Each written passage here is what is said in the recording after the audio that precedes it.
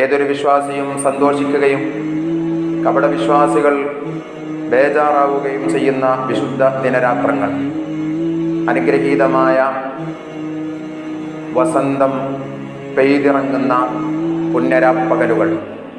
അഹ്യാ റബീഅൽ ഖൽബി ശഹറുൽ മൗലിദി കുല്ലൽ അനാമി ബിദിക്രി മൗലിദി അഹ്മദി എന്ന് കവി പറയും വിധത്തിൽ അന്തരീക്ഷമാസകലം വിശ്വപ്രവാചകന്റെ മധുഹകൾ പ്രകമ്പനം കൊള്ളുകയാണ്. അതിൽ സന്തോഷിക്കുക എന്നുള്ളത് ആരാധനയുടെയും വിശ്വാസത്തിൻ്റെയും ഭാഗമാണ്. ഹബീബായ റസൂലുള്ളാഹി സ്വല്ലല്ലാഹു അലൈഹി വസല്ലമ തങ്ങളെ സ്നേഹിക്കുക എന്നുള്ളത് ജീവിതത്തിൻ്റെ ഭാഗമാണെന്ന് മാത്രമല്ല, അതൊരു വിശ്വാസിയുടെ വിശ്വാസം രൂഢമൂലമാകുന്നതിനുള്ള ഹേതുകവുമാണ്.